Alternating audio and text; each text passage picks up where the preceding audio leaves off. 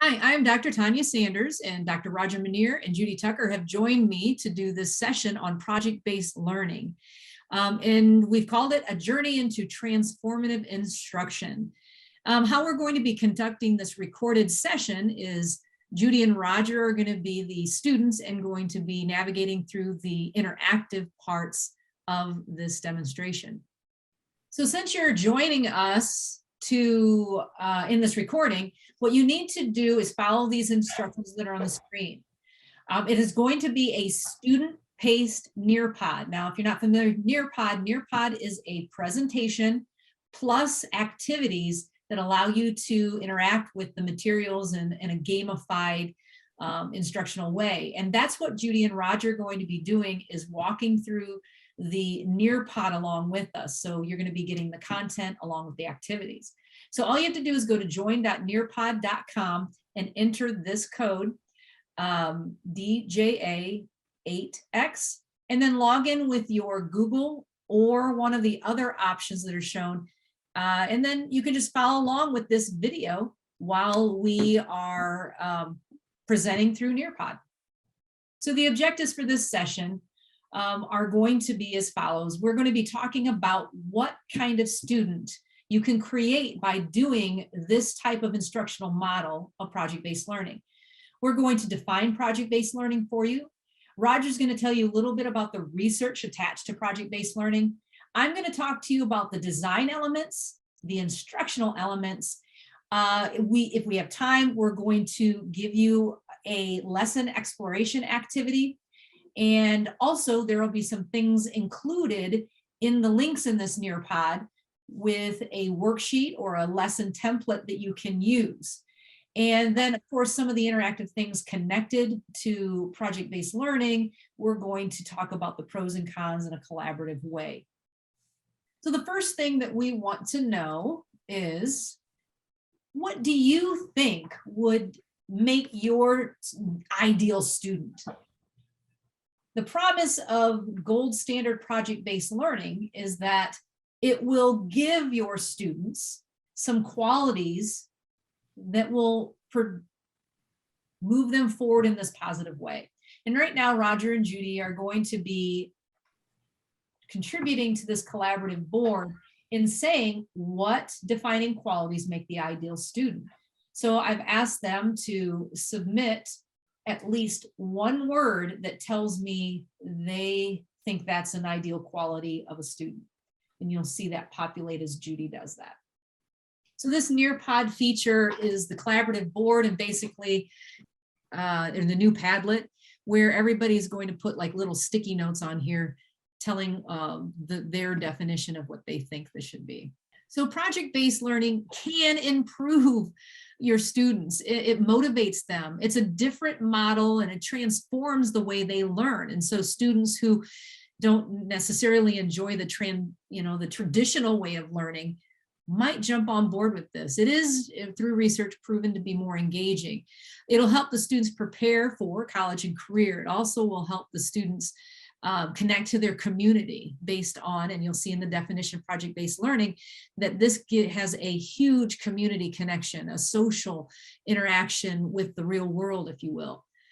They will improve on test scores and help them learn some 21st century skills that will help them proceed through life. It also increases rigor and relevance. And you're going to see that through this model as we explore it.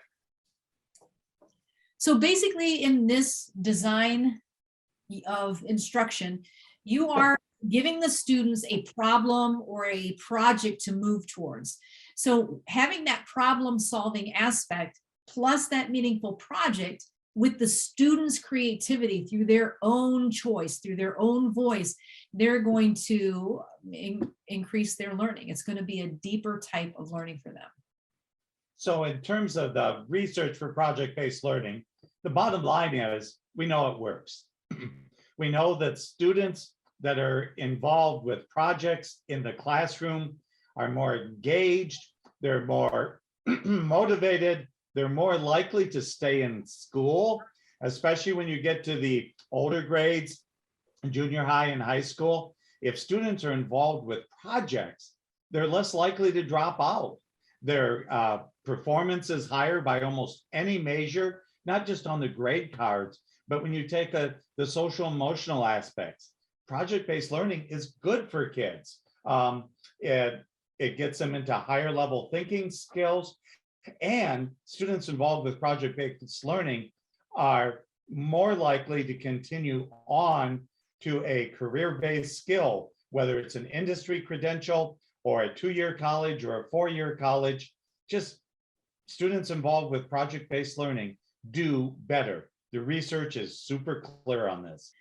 Project-based learning, actually instructional design was the direction I took in my PhD studies. And I didn't know it was going to be that, but I kind of fell on my lap with instructional design. So I really love when you take a different way of instructing and implement it into your class. And it's tough at first because you're used to, I mean, that's why it's kind of traditional. You're used to doing things a certain way. So expect the instruction in your classroom to change when you do this. Now, sometimes, and we do have at NWAT, we have 2-3 day sessions of just learning project-based learning. And this is just 45 minutes of that you're experiencing. So throughout this instructional time, if there's something that you can implement each time into your instruction before you do this full-blown model, then do it, then try it. Because I think it's important to at least ease into it.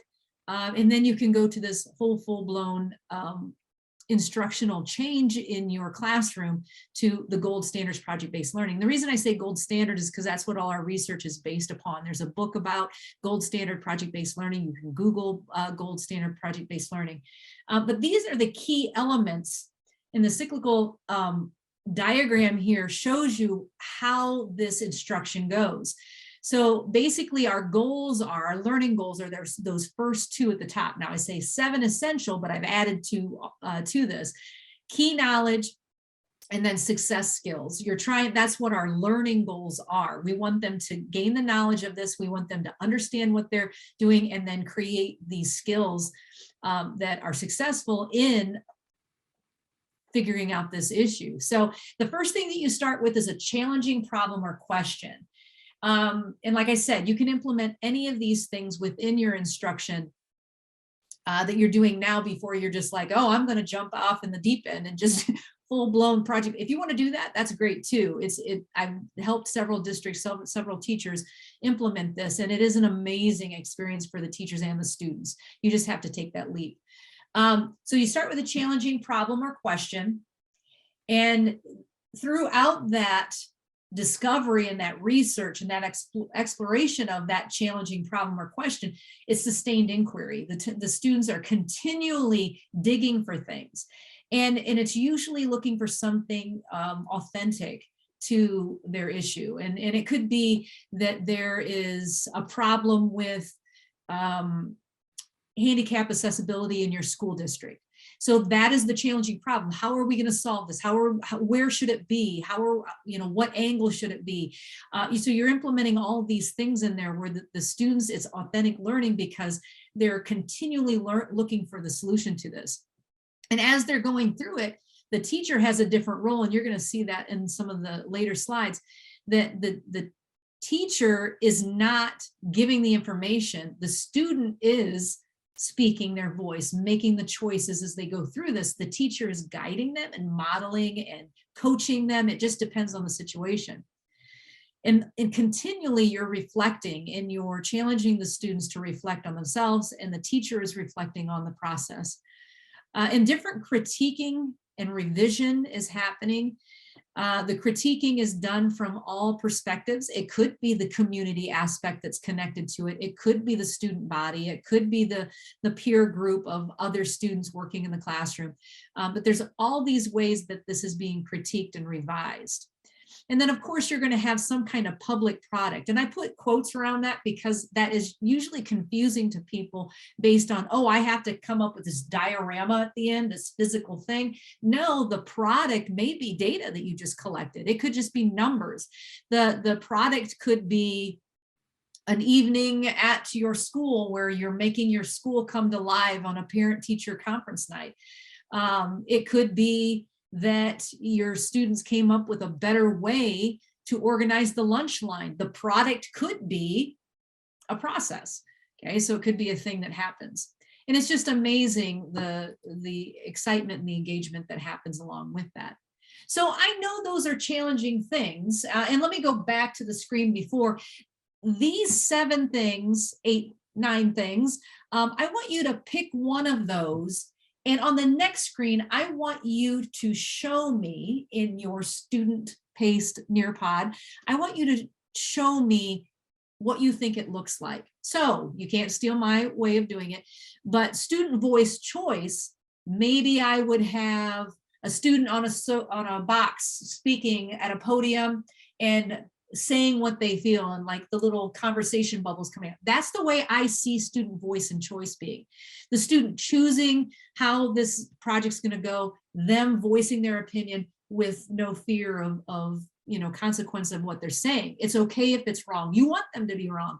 So you want them to explore, make the choices, make wrong choices, make good choices, use their voice to navigate through this project to be successful at it. So this next slide is asking you to either draw it, because you have the drawing tools, or you can add an image that demonstrates one of those 9 terms.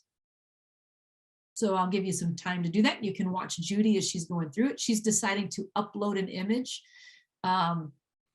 She can also do a Google search.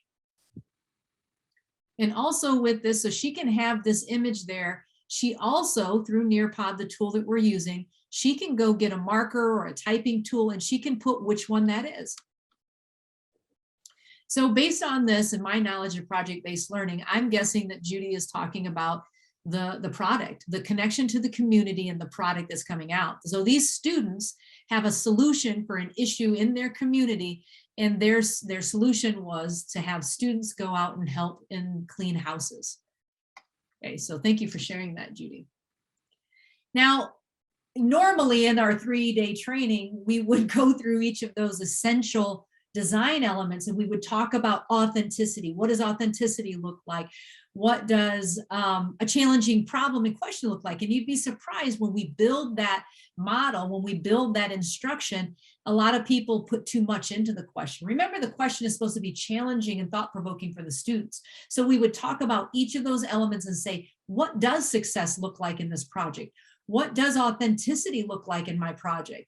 Well, right now I have given you a PDF link to that PDF of each of those elements explained to you in detail. Wonderful resource. Feel free to download it. This is the gold standard project-based learning website. But make sure you utilize this, because a good, strong understanding of this instructional model is first and foremost. So understanding those design elements will be assisted through this an online link PDF. So now that you've learned a little bit about the 9 elements or important design elements to project-based learning, in Nearpod, I have given you a fill in the blank. So go ahead and you can participate in that if you're in the student-paced presentation that I gave you the code to at the beginning. But you also can sit here and watch Judy go through it. So we know that a challenging problem or question, the project is framed by a meaningful problem to be solved or a question to answer. Okay, so she got 4 for 4 there and did a really nice job. Okay, and then I will move her on to the next one. I'm the teacher here.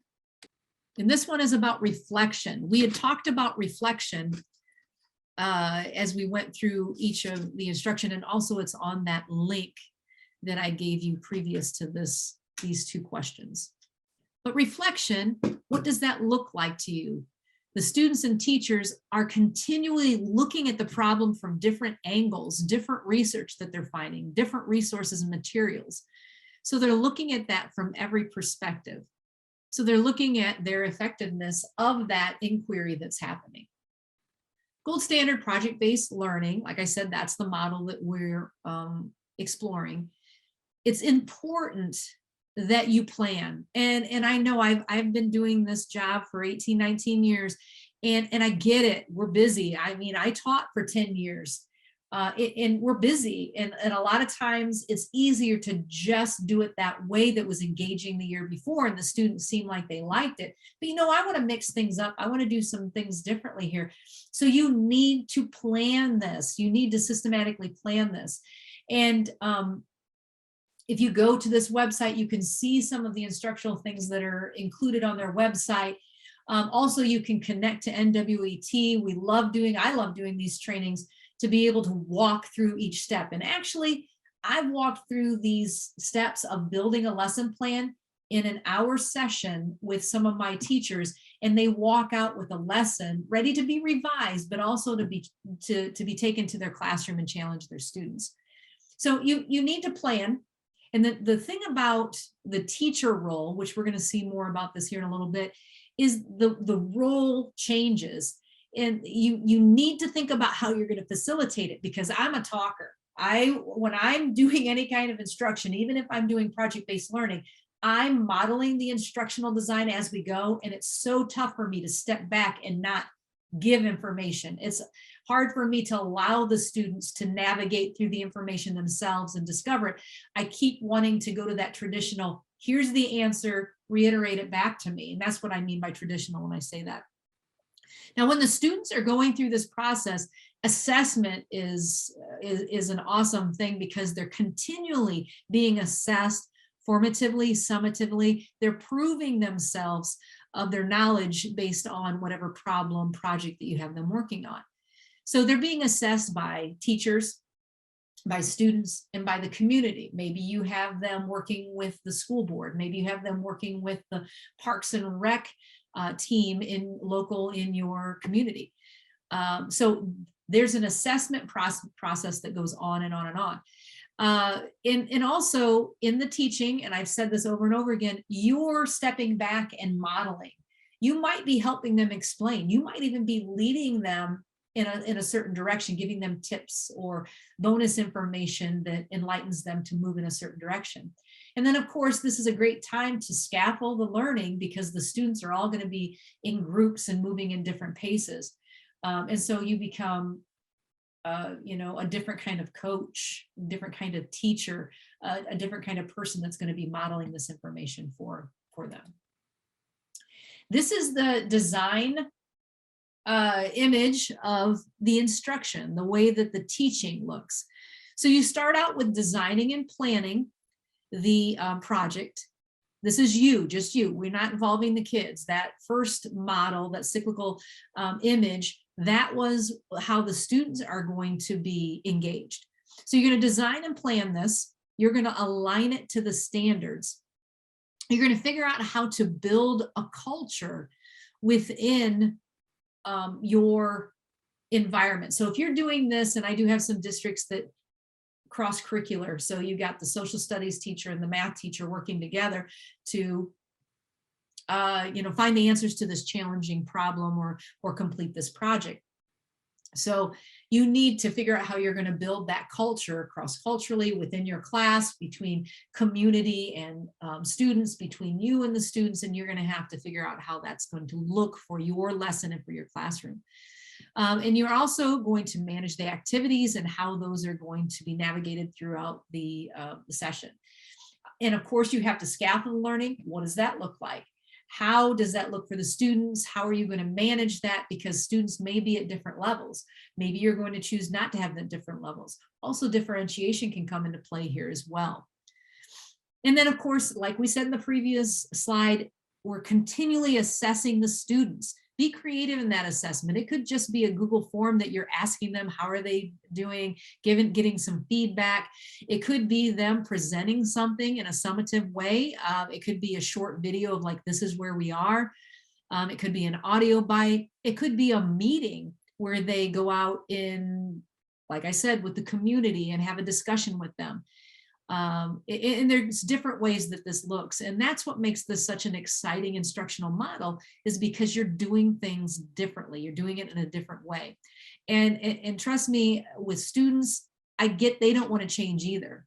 Sometimes they're just like, ugh, why can't we just do it the same boring way, get in, get out? I have 3 kids. I understand that totally. But when they see the freedom and the authenticity of what they're doing and the voice choice that they have the opportunity, and it's all centered around them and the importance of this. I mean, I've done a project like this. It was amazing to work with my students on doing a project with a local catering company. They came to us and they asked us to help them solve a problem. I didn't think of it as project-based learning at the time, but totally the kids were just like, this is amazing. This is awesome that we get to be in control of this and you're not going to tell us what to do. And then, of course, along with that, I am engaging them in specific ways because I'm on the outside looking in, watching them navigate the entire research, challenging problem, project, whatever they're doing. And I'm coaching them, I'm mentoring them, I'm moving them in the direction that they need to be. So this is another draw. And what I want you to do is circle one of these. Which one do you think, and you're not making a commitment to anyone here because one, you're watching a recording, but I just want you to circle which one you think would be exciting for you. Originally, when project-based learning came out, probably, I mean, I don't know the origin of me first hearing about it, but it wasn't defined this way. Probably about 15 years ago, I was teaching a class on it. It was all associated with solving global issues. So how do we, solve pollution? How do we world peace? It was like this weird, like intimidating way. Well, when you break it down into these options, you're like, oh, this is kind of simplified. And this is the very first step that I use with my 3-day classes. I'll say, what type of project do you think you want to design? Do you want to investigate something? Do you want to take a position on something? Do you want to fix something in the community, solve a real world problem? Do you want to solve a real world problem in your school district? So go ahead and circle one of those and submit it. And it'll just get your thoughts moving in regards to how I'm going to navigate this in my own life. And a couple of things here. What kind of students are you going to be involving in the project? Is it going to be your 9th grade English class? Are you going to be asking the social studies teacher to be in there? These, again, are not in concrete. Just, jot down on the canvas there with your marker or your text and put down which students do you think you're going to be involved. My 3rd period class, my 5th period class.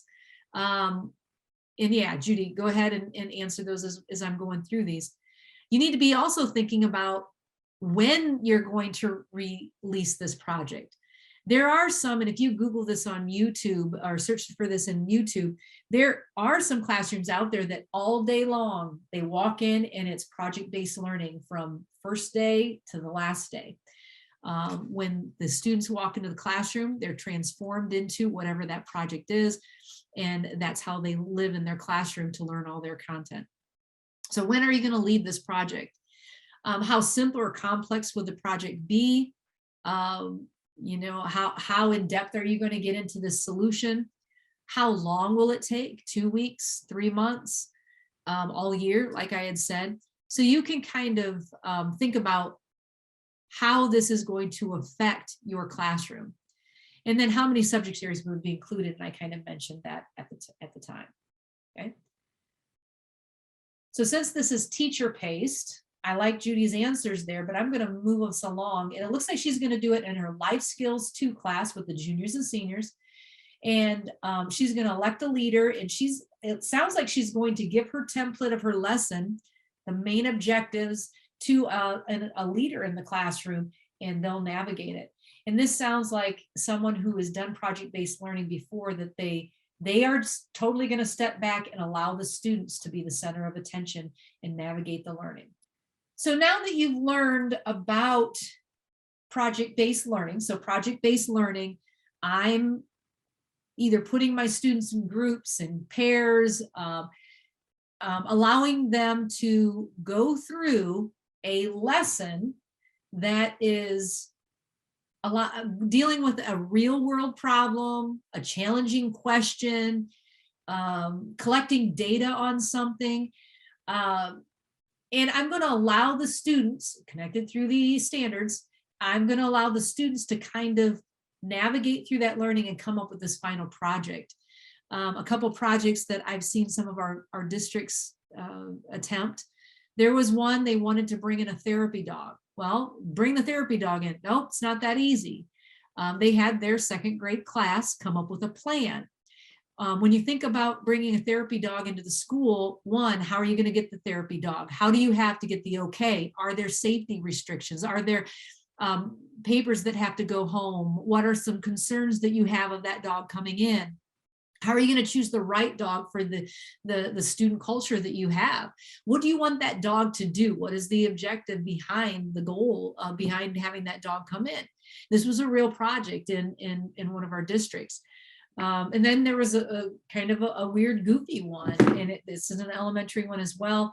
They wanted to create the perfect lemon beverage, and the groups had to come up with a recipe, test it out, make their drinks, and then they presented it to the students at lunch at different tables. I don't know if any of you are old enough to know the Pepsi Coke challenge, but when they tasted it, they had to vote for the one that they thought was the best. And then after that, there was a follow-up project. So the top two that won out of the 5 groups, the other 3 groups joined those 2 groups that won. Okay, there were 2 options. They could either redefine or refine their product, and they could go up against the 2 that won, or they joined the other 2 groups, and then they came up with a propaganda initiative to advertise it to the students to see. Then, of course, travel on to that aspect of it. Like, now we have the perfect product. Now we're going to advertise it and see if we can increase the popularity based on our propaganda techniques. So go ahead, and in this collaborative board, Roger and Judy are going to add, what are your hopes for using project-based learning? What are you excited about? What are the pros that you see attached to this? And then tell me what you think where you'll struggle in this project. And so you can kind of start the thought process of, okay, we started to design it. This is how I'm going to use it with my students. Where do I see the problem? Oh, I see that, the problem is going to be scheduling, or do the students have to work after school? Are they going to be able to collaborate on certain things? What collaborative tool will I use? And the bonus is my students are going to be so excited about doing this project that's going to connect them to the community. They've always complained about the walk to school doesn't have the right lights for the students to cross over the crosswalk because cars won't stop. So what do we need to do? The bus stop doesn't go there. So how do we need to solve this issue so that students aren't in dangerous areas trying to walk to school? The students are in a safe area getting on a bus. So you need to be thinking about how this project will work and for you, and what are going to be the things that are going to struggle as you walk through this instructional model. Now, I have a couple links here for you. Some people like to research it on their own. Like I said, everything's connected to the gold standard project-based learning. And so you can click on all of those links. Let's see what happens when Judy clicks on one of those links. I'm pretty sure that it's going to open that into a different, there we go. And she's going to be able to click on those and open it up into a different tab. Now, anything that we're working on here today, you can create a bookmark. Judy, can you show us where how to add a bookmark? So I love this resource, and I don't have time today to go through this, but Judy's going to go over to, she's going to close that window first. She's going to go over up to her menu. I'm using Chrome.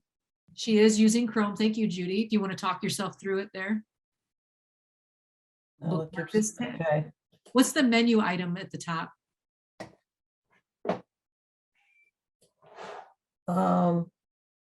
Bookmarks. Okay, so she goes to bookmarks, and then she just says bookmark this tab. There you go. And how are you going to get back to Nearpod presentation? Okay, just a minute. Let me close that. And it's one of the other tabs. Okay, so she just goes back to that tab. Close that. There you go. Very good. And she could have clicked on each of those links individually. So these are just some resources for you to learn more about how other teachers are using project-based learning, their experiences with it, and then a blog about projects that the teachers have used in implementing this instructional model. So now that we've learned some things, I have a game, and in the student-paced one, that the code that I gave you at the beginning, you are still able to time to climb. It's just going to do the best you can because it's going to compare you to the other people who have taken this assessment, mini little game that we're playing here. But Judy's going to, and let me choose, I'm going to choose the Himalayan mountains for her to go through, and I'm going to hit continue. And now Judy should be able to do more. She's going to get to choose a character, and then she's going to join the game. And Roger's going to join her as well.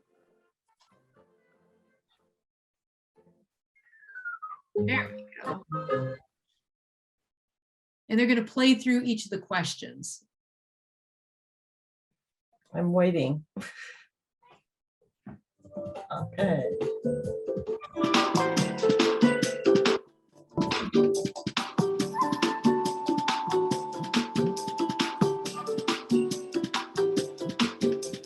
So project design elements, which of the following element focuses on the student giving, receiving, and applying feedback?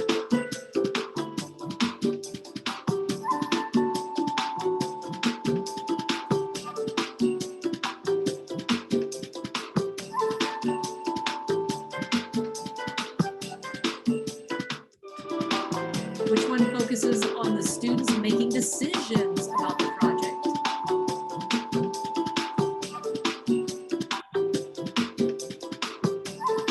Which element allows the project to focus on real world context, tasks, and tools?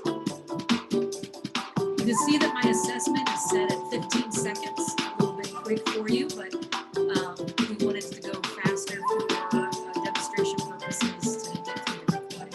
Oh, no. Oh, she missed it. And she still has access to that link, and she could have bookmarked that template that talks about each of the elements and what they mean. Now, this is the teaching aspect. So she's decided that peer assessment to learn and individual work is the assessing of student learning. And here's her last question. Which of the elements of teaching focus on teachers employing a variety of lessons? So like the scaffolding, she did a good job on getting that right. Looks like Judy did a really nice job schooling Roger on those terms. He came up the top pick. Now we do have some resources here at the end.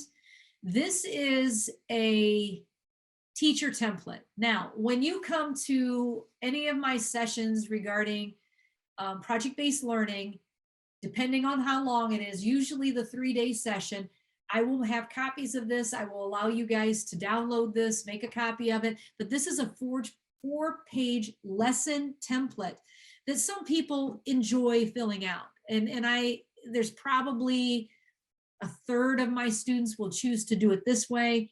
The rest of them will choose to walk through each step with me. So what I do is step 1, pick out which one you want to do. That's the one that you circled.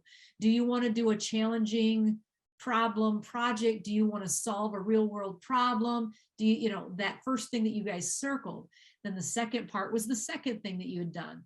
Which students is it going to include? How are you going to lead this project? When are you going to lead this? So I walk you through each of the aspects. Some people like that step by step, point by point, but some people also like to download this template, print it out, and fill it out by hand. I'm not that person. So to each their own.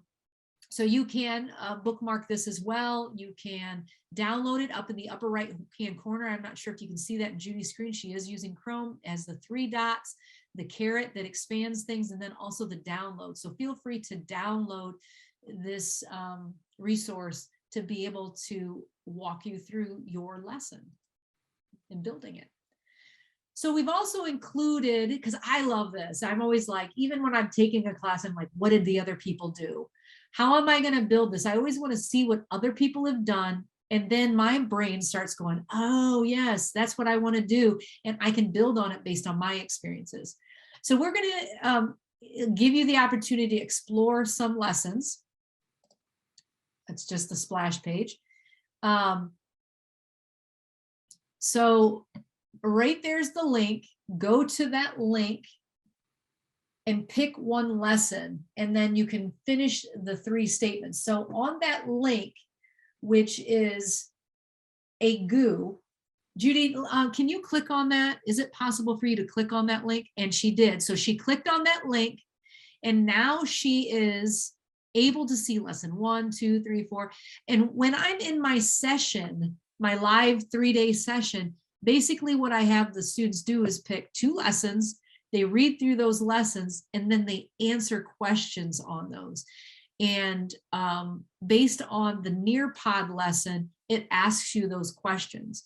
So what is good? What is challenging? What are the next steps?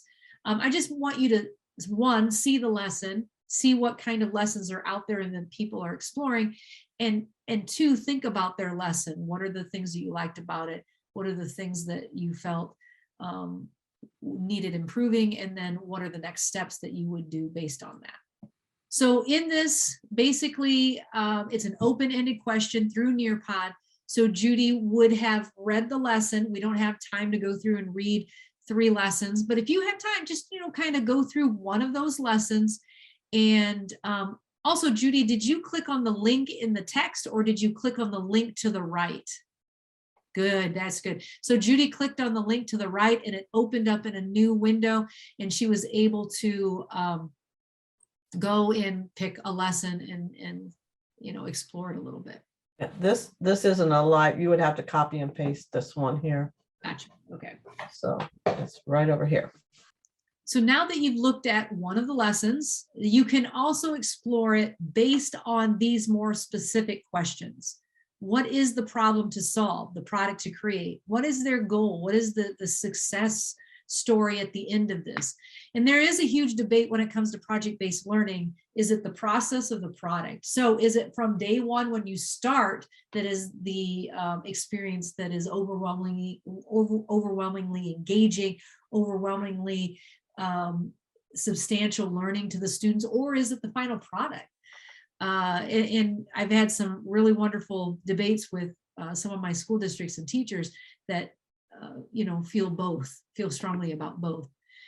So what kind of subject area content is going to be included to help address the project? Are they going to have to reach out to some experts? Are they going to have to connect with people via Zoom, via face-to-face?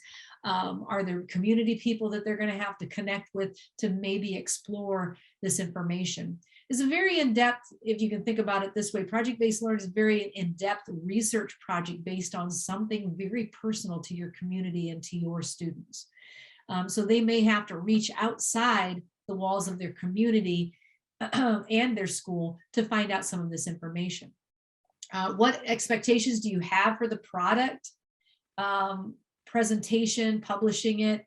And I would think about this while you're looking at that lesson that you had on that previous link. Like, what did they do? And how am I going to emulate that in my lesson plan for project-based learning in my classroom? And then what kind of collaborative things were demonstrated in that lesson that you found? And how are you going to allow the students to collaborate in your own project?